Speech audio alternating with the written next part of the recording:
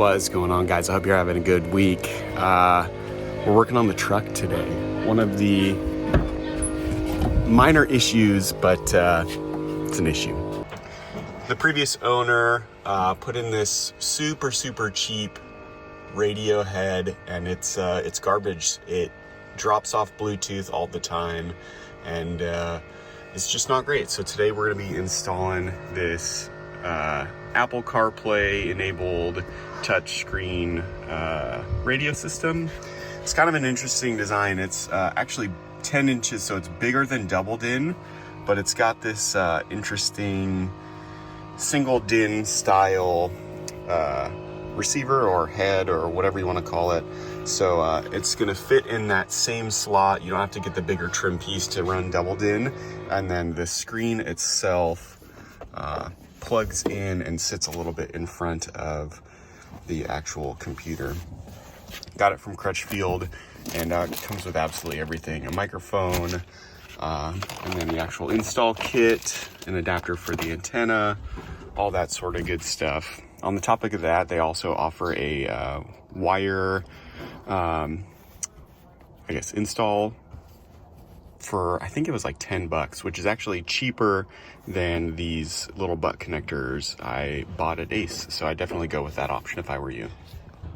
And as I'm looking at this, I'm really interested to see if it's actually going to fit over the actual Prindle, the shifting mechanism. It's gonna be interesting to see how far it sticks out. But step one is going to be removing this trim panel around. Once you have that trim panel off, to get the actual radio out, this top pin in there pushes down. Same on the other side. See if I can do this one-handed. And then you just pull the whole radio out. Pretty interesting design, but it stays in there fairly well, or at least this one did. It looks like this is an even cheaper version. The Metro kit seems to be built just a little bit better, and it also comes with, and I think it's really cool, with these little foam pads just to take up any wiggle room so that there's not any vibrations or jiggles. Let's see, antenna, and then this clip, and we're ready to get installing again.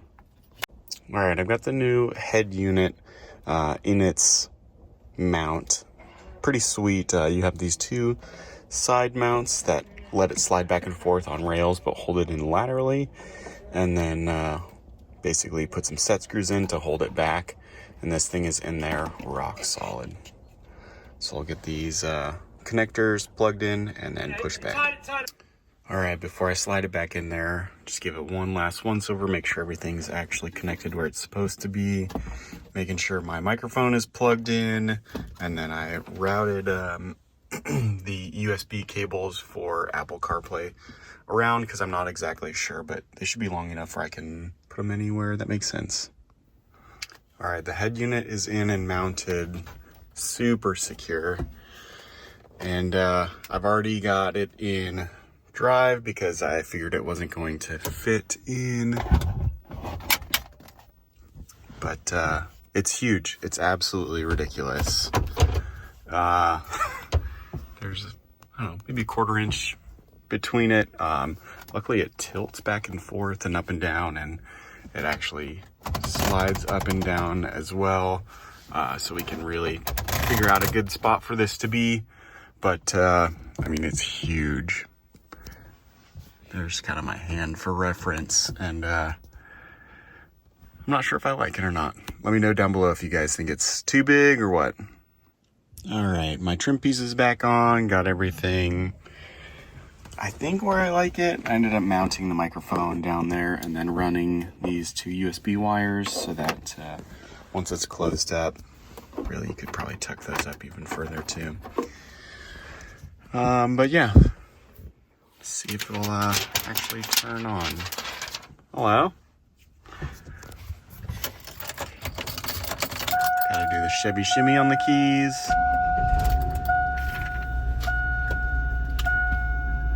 There we go. That's interesting. Nice. see if I can set this up. I don't know. It's hard to describe how big it feels in here. It feels definitely very big, but you still have access to everything. You're still gonna have like vents on that side. I'm excited to see what I think, you know, after using it for a week or two. I think the CarPlay is gonna be super nice. Definitely an upgrade. It's just gonna be, how obnoxious is this screen, that kind of stuff. Is it laggy? It's only 300 or so bucks. 330 I think delivered with the install kit and everything from Crutchfield. So not out a whole lot, but I think it's going to be a huge gain. Anyways, let me know what you think. Thanks for sticking around if you've got it this far, and we'll see you on the next one.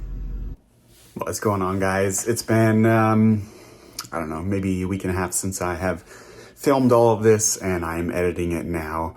I just want to give you a quick review of kind of my thoughts on this system, and I just want to say I do not regret it at all. I think it's a great system.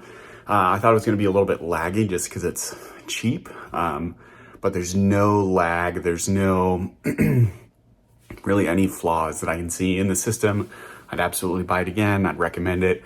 I'll probably end up put one in the Jeep. The only thing I would say is that if you buy it, go ahead and upgrade now. Just get the wireless ApplePlay and get a camera while you have everything torn apart if you don't already have a rear view camera or reverse camera.